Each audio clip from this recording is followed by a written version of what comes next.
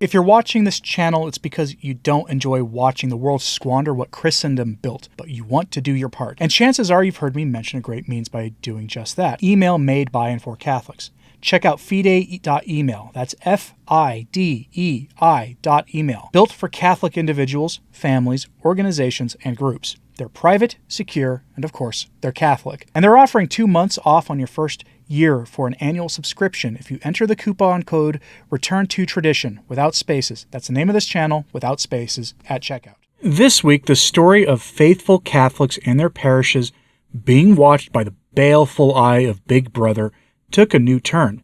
The congressional committee investigating the story since it broke in the spring had threatened to hold the head of the FBI in contempt of Congress, refusing to turn over documents to the committee that weren't totally redacted.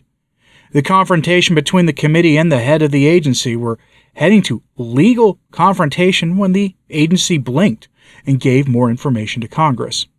But the information will make those of you watching this who want absolute transparency pretty upset, because we, the ones most likely to be monitored by our friends at those multi-letter agencies, aren't permitted to know what was going on. At least not yet. Another key date in this story is coming up in late August, barely 3 weeks from now. And when that story breaks that day, it should kick this investigation into the next phase. So let's turn to the story for more details. Headline from LifeSite News. FBI hands over new info to House lawmakers on its surveillance of Latin Mass Catholics. Acting FBI Assistant Director Christopher Dunham provided the House Judiciary Committee with a less redacted version of the Latin Mass surveillance memo after the committee's chairman, Representative Jim Jordan, threatened to hold FBI Director Christopher Wray in contempt of Congress. That's a lengthy deck there, folks. Anyway, less redacted, meaning the document was redacted beyond the names of field agents and suspects and informants and other sensitive information that we can understand from a strictly legal perspective why that would be redacted from an official document. But here's the fun part. The memo was shared with Congress, but the FBI explicitly asked the committee not to share the memo with the general public.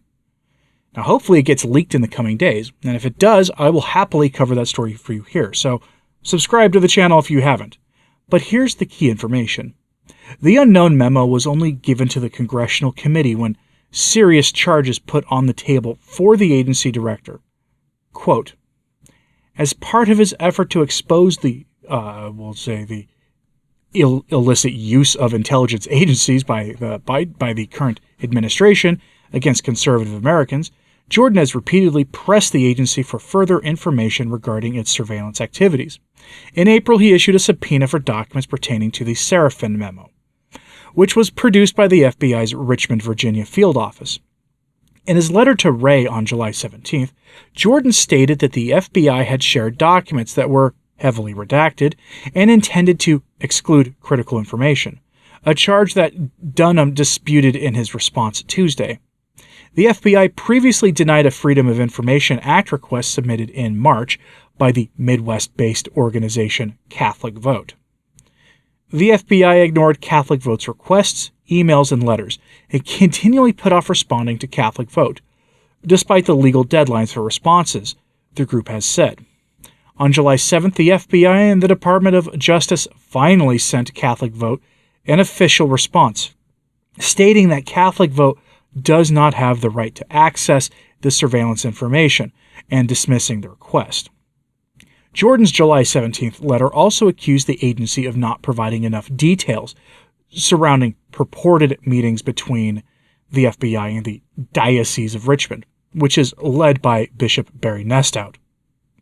This outreach plan by the FBI even included contacting so-called mainline Catholic parishes and the local diocesan leadership.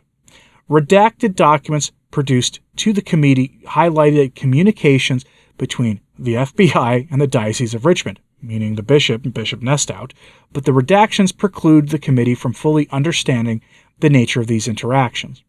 Further, the committee believes additional communications exist, such as the organizing and scheduling of the March 24th meeting between FBI Richmond and the Catholic Diocese of Richmond that are responsive to the subpoena.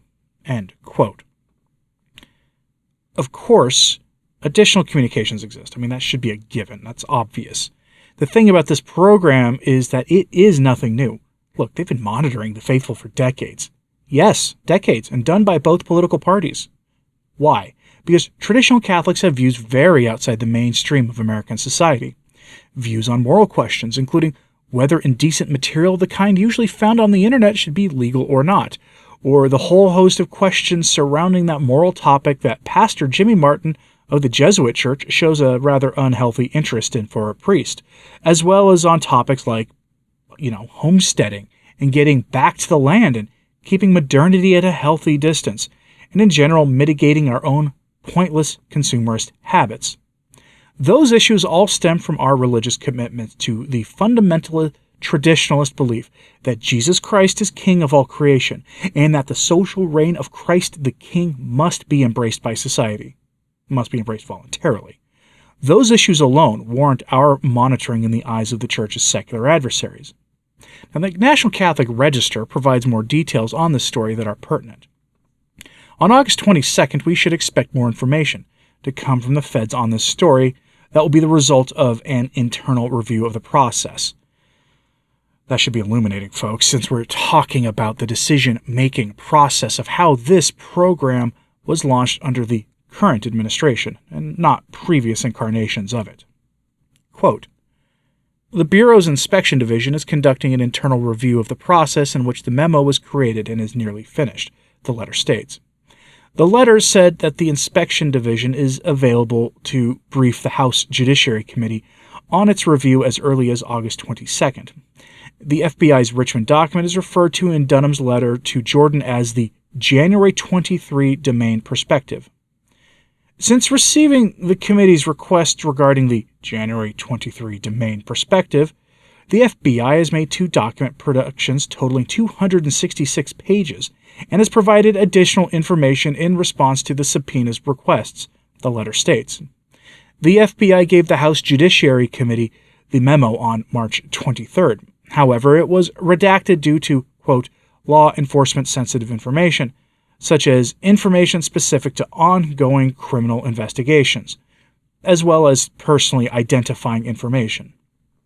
Dunham's letter states, "A version of the memo with fewer redactions has been produced, along with the new documents," the letter states. End quote. 266-page document. That is a huge document dumped to the Congressional Committee. It's not a small matter. Certainly a sizable portion of that will be internal emails and memos, all of which will be relatively short. But any guiding documents and formal field reports should be made known to the public. What would you do if field reports were leaked from that larger report that pointed to your traditional Latin Mass parish being monitored? What would you do? For many of you, that won't be a surprise, since you may have been told, frankly, this happens a lot, by people in the know at your parish that it is known by the priest and key laity in the parish that there were agents in the pews in the past, or people suspected of being such, or worse, that regularly they appear now. They tend to stake out. And I don't mean faithful Catholics who happen to have that job and aren't hiding it either. I mean people masquerading as something they're not. I hope that's obvious, but the issue is here. I've heard numerous reports over the past few months since reporting this story initially from many of you watching this video that, in fact, your parish priest knows for a fact that this happened at your parish. What would you do if that knowledge was validated in an official document release from the congressional committee that's investigating this as an overreach by the FBI? It's worth reminding ourselves that the excuse given for watching the faithful, as well as anti-Moloch activists, because they're the ones in this too, is that the agency believed that traditional Catholics were likely to engage in some, shall we say, pretty bad behavior, the kind of behavior that makes international headlines.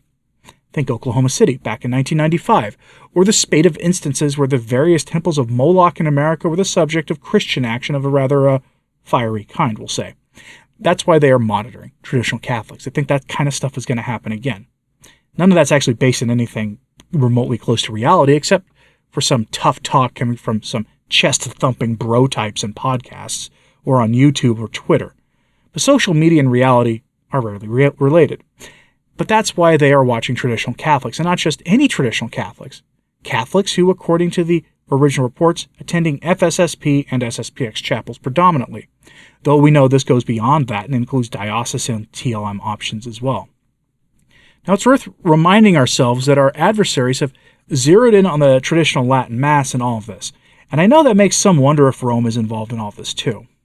I've seen no evidence of that, but that does not mean it hasn't happened. I'll remind you, if you're watching this, that one of the Ted McCarrick's jobs back when he was in the good graces of Rome was to connect the U.S. government to senior members of the Roman Curia and the Pope through informal channels of communication. He did this for Benedict and John Paul II and Francis. That was one of his jobs. He rubbed shoulders with American presidents and members of Congress, as well as influential, wealthy civilians. Someone likely has taken that role over for him, since his forced retirement due to his evil deeds coming to light and Rome being forced to act against him. Any record of communication between Francis's Vatican and the agency in question is likely to never come to light because it was probably done informally. But what do you think about this? Are you surprised that the government gave the Congressional Committee a less redacted memo, but asked them to not make it public? Do you think Congressman Jordan should make it public anyway?